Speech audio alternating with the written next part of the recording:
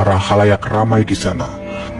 Kuil Amun yang sudah diduduki oleh pemerintah Mesir sekarang menjadi tempat untuk berkhotbah Yusarsif kepada masyarakat Mesir. Di sana Yusarsif juga menjelaskan bahwa warga Mesir sebentar lagi akan berhasil menghadapi masa paceklik yang akan segera berakhir. Saat kembali ke istana, Yusarsif bertemu kembali dengan Rudamun, guru pedangnya dulu saat ia masih kecil. Yusarsif pun sangat merindukan kehadiran Rudamun dan menyuruhnya untuk selalu berada di sisinya mulai saat ini. Di istana, Asenat akhirnya mengetahui bahwa wanita tua yang sedang ia bawa ke istana adalah Zulaiha. Dia pun sangat merasa iba terhadap Zulaiha karena telah menderita selama 30 tahun akibat perpisahan dan deraan cintanya kepada Yusarsif.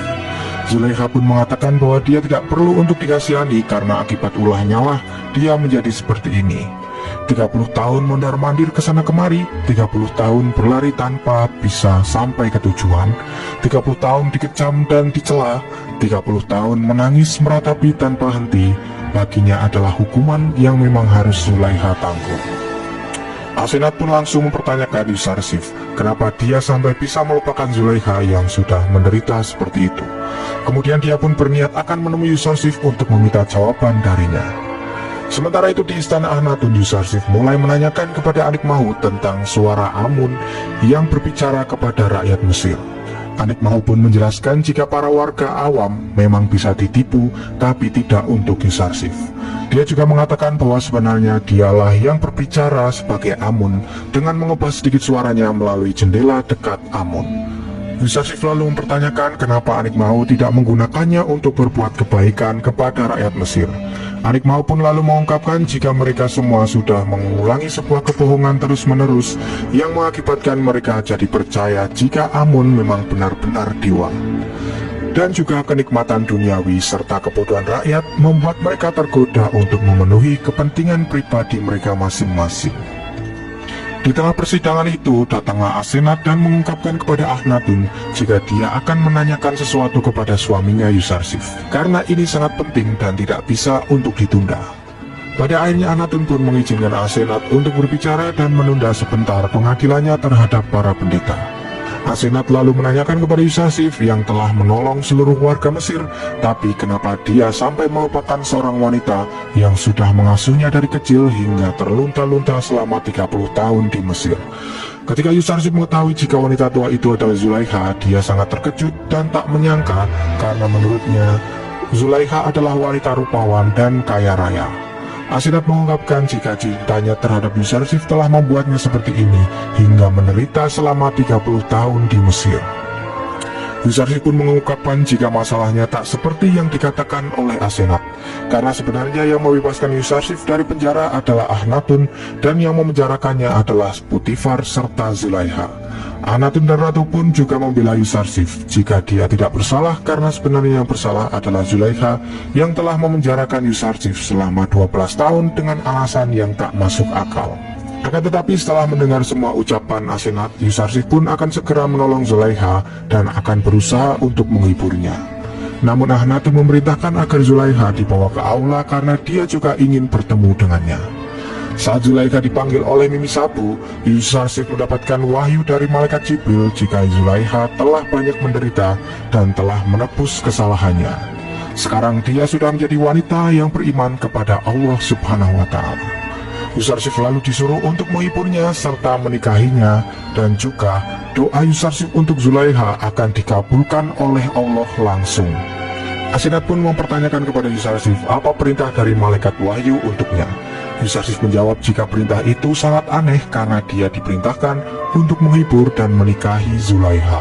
Semua orang pun langsung tertawa mendengar karena Zulaiha sudah menjadi wanita tua renta seperti itu.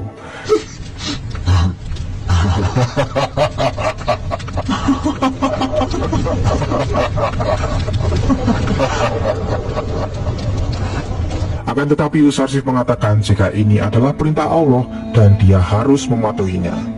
Yusarsif juga mengungkapkan jika memiliki istri sejati Asenat sebenarnya dia tidak akan menikah lagi. Akan tetapi jika ini sudah kehendak Allah, dia tidak bisa untuk menolaknya. Asenat pun dengan lapang dada menerima semua keputusan Yusarsif itu karena dia juga mematuhi semua perintah Allah. Ketika Zulaikha datang, dia pun langsung bertemu dengan Yusarsif di hadapannya, yang langsung membuat dia merasa sangat bahagia karena akhirnya bisa bertemu dengannya setelah bertahun-tahun lamanya. Yusarsif lalu menanyakan sekarang apa ya keinginannya setelah bertemu dengannya. Zulaikha mengungkapkan jika dia ingin sekali melihat Yusarsif, akan tetapi itu sudah tidak mungkin karena dia sudah menjadi buta karena terus menangis berpisah dengannya. Yusarsif lalu mengatakan jika sesembahannya pasti bisa membuat Zulaikha kembali melihat. Lalu Yusarsif mulai berdoa kepada Allah untuk mengembalikan penglihatan Zulaikha kembali seperti semula.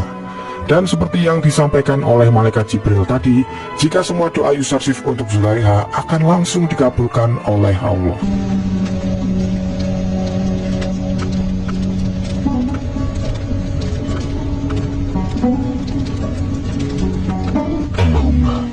بصرها كما أنرت بصيرتها بنور الإيمان.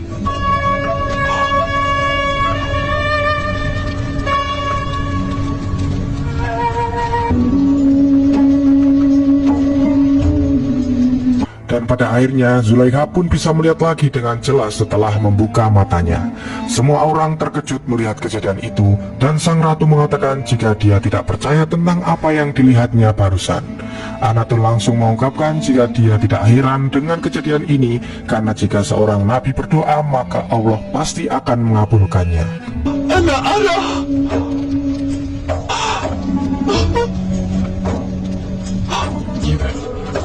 أترين الجميع، ولكن هل تصدقون؟ لما يقوم نبي بالدعاء فإن ربه يستجيب له.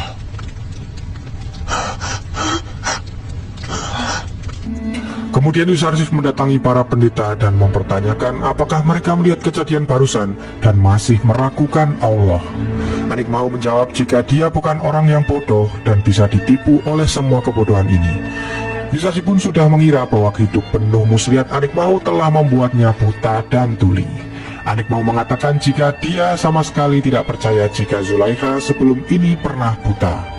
Yusarsif pun lalu memaklumi perkataan Anik mau itu dan kembali menanyakan kepadanya apakah menurut Anik mau Zulaikha sudah tua, renta atau tidak.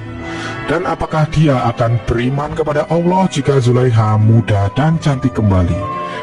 Anik mau pun mengiyakan perkataan itu dan menganggap bahwa semua itu mustahil akan terjadi.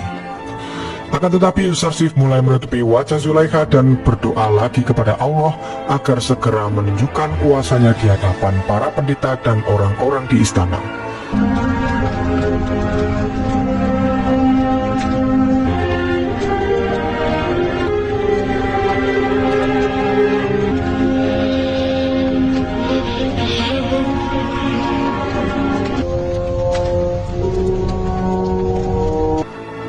Dan dengan kehendak Allah, wajah Zulaikha telah kembali menjadi muda dan cantik seperti dulu lagi. Semua orang langsung merasa terkejut melihat kejadian itu, tak terkecuali para pendeta.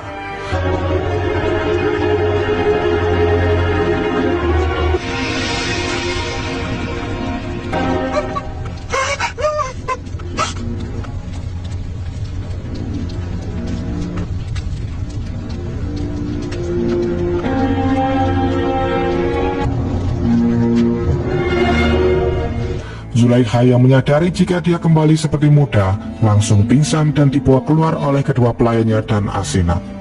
Akan tetapi sekali lagi Anik Mahu tidak mau mengakui kebesaran Allah yang telah ia lihat langsung di depan matanya. Yusarsif pun sudah mendukanya, karena hati seorang yang telah membawa ribuan orang kepada kekafiran tak mungkin disinari oleh cahaya petunjuk. Namun salah satu pendeta langsung mempertanyakan kepada Anik Mahu kenapa dia tidak beriman kepada Tuhan Yusarsif yang sudah terbukti kebesarannya.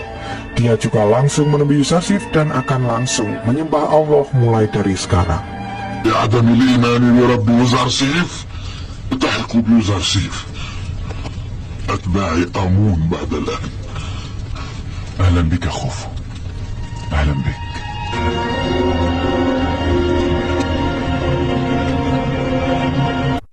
Sementara itu Yusarsif yang ingin mulai menemui Zulaikha dilarang oleh Asenat karena saat ini Zulaikha tidak bisa menemui Yusarsif dan ingin menyendiri bersama Allah untuk beberapa hari.